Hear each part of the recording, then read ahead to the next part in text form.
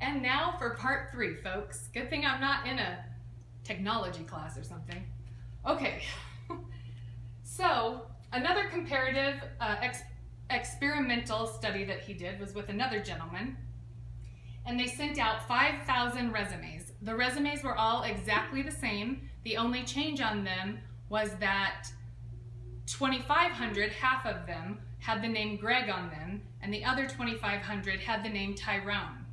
So what he found at the end of that study, or they found, was that the white name, Greg, got 33% more callbacks for interviews than the name Tyrone. So I've made a little graph here. This graph is not on his exact study. I just created it to show you what 33% difference looks like. I mean, we can probably all think about it, but it is quite a bit.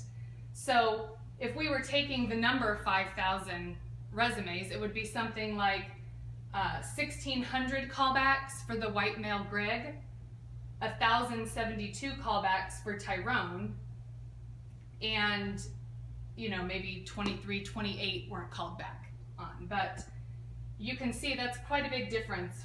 What, at least 530-ish more callbacks for the white male Greg. Okay, so let's move on to the results of this study.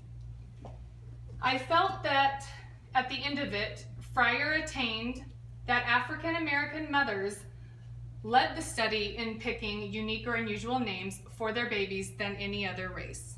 Well, I didn't find that, actually. He found that, but that was part of his result.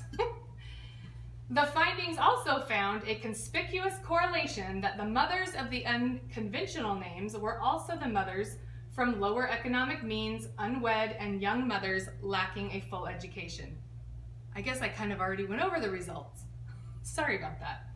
Oh well, we can hear it again. Okay.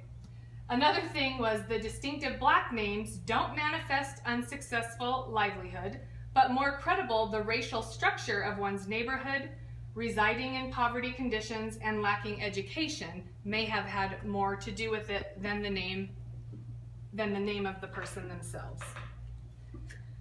Okay, and then I have cited my references down here. I'm going to have my lovely videographer, Jaden, move in so you can take a closer look at the poster.